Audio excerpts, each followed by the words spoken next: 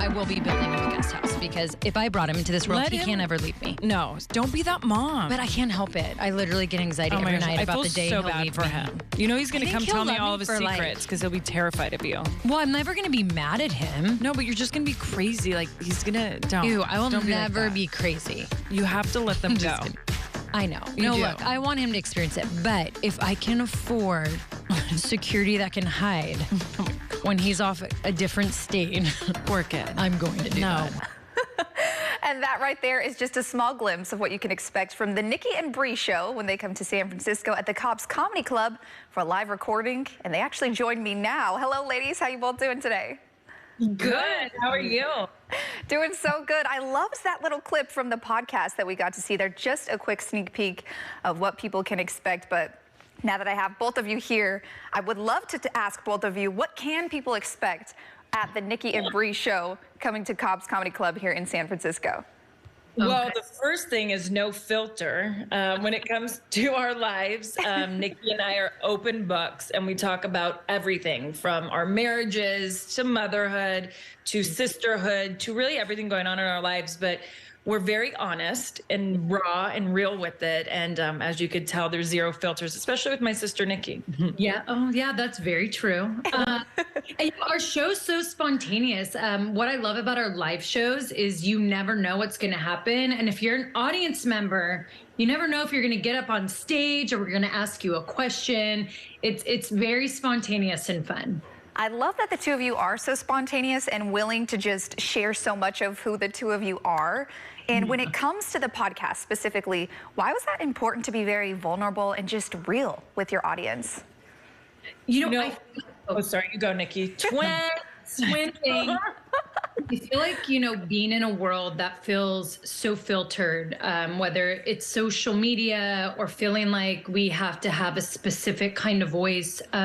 Brie and I realized that there was just this space of where there wasn't these role models just being who they really are, just raw and real. And I felt like people were really craving that. They wanted to know, how are you really inside and out in your body after having kids? How are you in a relationship? Is everything perfect? Because I feel like on social media, things can tend to look so perfect when they're not. And I think that is really hard on people's mental health. And Brie and I just always felt that it's really good to be who we are, the good, the bad, and the ugly, because there's going to be someone, whether they're on the couch watching us or listening to our podcast, that can relate and then can feel like, you know what, I'm not alone. Like, the Garcia twins, Nikki and Brie, are going through this. That means, you know, I can go through this, and this is how they overcame it, and this is how I'm going to overcome it. And so it's really important for Brie and I to be those role models for them. I love that. And Brie, what about you? You know, I feel like too many times in life, we feel like we have to be perfect or we're supposed to live a certain way. And no, you know, we're humans. We're going to make so many mistakes, and we should be open about it. It's okay, because mistakes comes growth. And my sister and I always want everyone who listens to our podcast to feel that. You know, I became a mother at 33 years old, and it was a time when all my friends had already had kids.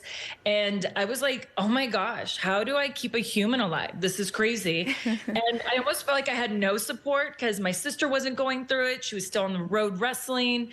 And it was the first time I ever really felt alone doing something major. And that's why we talk about the stuff we do on our podcast. Because like Nikki said, we don't want anyone to ever feel alone. And we want you to hear the ups and downs and the trial and errors that we both went through. And hopefully that helps someone. And speaking of not being alone, the two of you have really always kind of been in the spotlight together, you know, whether that's being on TV, entrepreneurs, podcast hosts, whatever it is, the two of you seem to share that spotlight together. Being twins and growing up and always having that relationship, how has that now helped you in your later years as an adult and being mothers? Oh my gosh, it's helped so much. I mean, it's really true when they say it takes a village to raise a child. I believe it. You know, and I think too, what's been so great about it is, you know, your schedule changes when you become a parent. You know, you go from having late nights to all of a sudden early dinners and everything, you know, just the schedule changes. So having my sister, we get to go to the park together and have a little wine, or we're doing early dinners with our kids together. We've been able to adapt and evolve together the older we become and enjoyed life. Like, we don't feel like we're ever missing out because we're doing it together. Yeah. And they always tell you that like your support system and the people that you have around you is so important in your life, whether it's for yourself and your mental health or being a parent and raising a child, whatever it may be. And so I'm so fortunate that I always have Brie as a support system, especially when the pandemic hit and I was pregnant. I was so lucky that I got a quarantine with her because you couldn't really talk to anyone or explain what I was feeling. And so Brie came into my life like a doctor, and I was just so grateful because I was like, Brie, I couldn't have gone through pregnancy, had Mateo, and raised him in those first 2 years without you. So I always thank God for having an identical twin because I wouldn't want it any other way. And it's truly has been the best. And my son gets 2 moms, and he's really lucky. Everyone is always like, when is baby number 2 going to come? And I'm like, well, you know what? Technically, Birdie and Buddy are his siblings. They are. His brother and You're sisters. like, technically, they have pressure this, over here. That's so sweet. And I think that the two of you really are so fortunate to have that bond because you don't see that very often. So I'm happy for you two that you guys have that support system. Now, Brie, you did mention drinking a little bit of wine in the park sometimes with Nikki. So I have to ask the two of you about Bonita Bonita wine. Tell me about how it first got started. Where did this idea spark? You know, it's really funny because my sister and I on Total Divas and Total Bellas, everyone always saw us drinking wine. I mean, we're huge winos. And whenever we got some free time off the road from wrestling, we would go straight to Napa Valley. It's literally heaven on earth and our happy place. So we became friends with a winemaker, Ryan Hill. And he was kind of like, with our extra grapes, do you guys want your own wine? And Nikki and I were like, well, that's on our bucket list. We thought that'd be retirement, but yes, we do.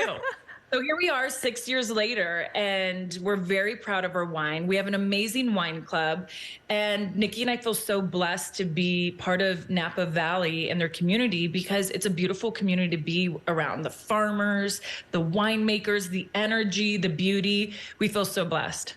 And you actually, oh, please go ahead, please. Well, I was going to say, and if you come to our live show on Wednesday, the podcast show at Cobb's Comedy Club, we're going to have two varietals, right, Brie? We're having our Rosé and our Sauvignon Blanc. Is that what you could try? So you could try some Bonita Bonita. Some Bonita Bonita. Mm-hmm. I love that. And the two of you actually you both said you love Napa Valley, and the two of you are here in the Bay Area. You are in Napa. Was that important for you to be close to that peace of mind? Because you both said that is like our heaven on earth. Oh, yes. Yeah. You know, I feel like the pandemic for everyone, it made us all kind of stand still and really think about life, where you want to be, what makes you happy.